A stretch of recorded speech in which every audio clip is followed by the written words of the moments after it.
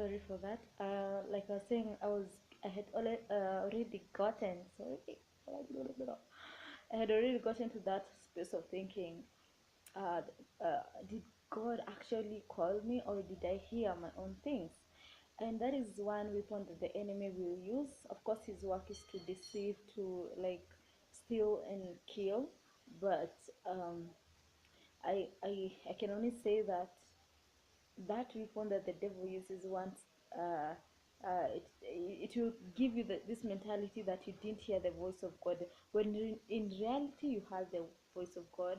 You heard it was God who called you to this thing, but you get to a place, the difficulties, the challenges that come with it, with the process, you start now thinking and doubting the voice of God. I just want to speak to someone who feels like giving up. I just want to say that don't give up. Don't give up. Don't give up. Don't give the devil that space.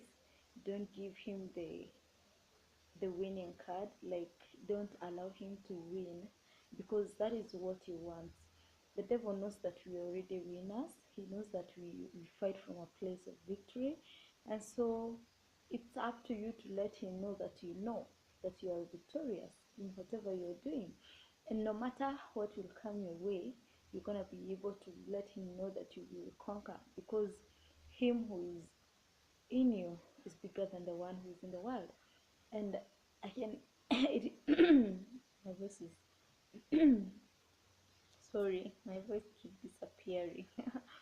I've been it's alright. So like, yeah, it keeps it keeps the devil away, your faith and your focus, and you're knowing that you are victorious. You're victorious no matter how much the devil wants you to know, or to think the opposite of it.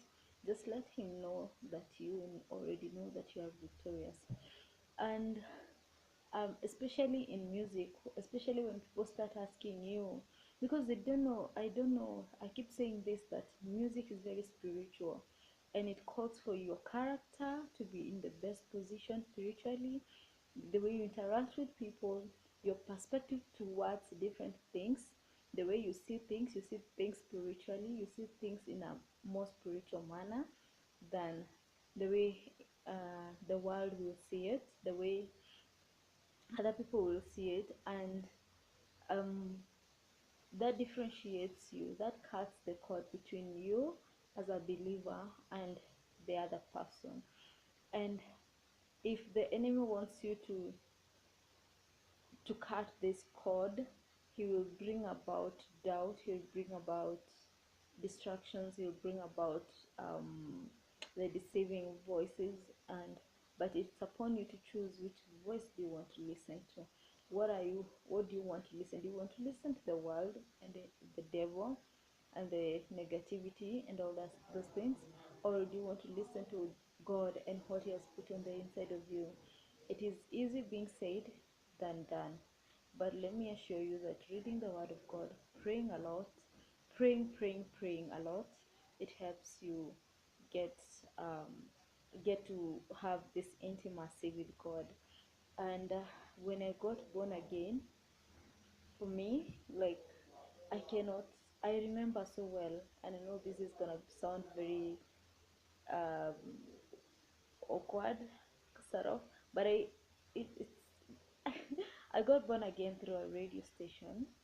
A musician had gotten born again, and I didn't know that. I felt it, and they were giving their testimony in a radio station, and they were saying they started now praying. They got to this point where they were praying for people to believe, and I just felt in my spirit something has happened. You know that moment you receive God and you feel like something has changed. Either something has been taken away, there's a certain burden that has been offloaded you, like imewekwa tu chini hivi, and you start having this new feeling of a new creator. And for me that night, because it was at night, it changed my life. It changed my perspective towards towards salvation, changed my perspective towards the word of God, towards um, preachings, towards the church, attending church, and all those things. And immediately I did that. I started having, of course I was having, at that time I was having a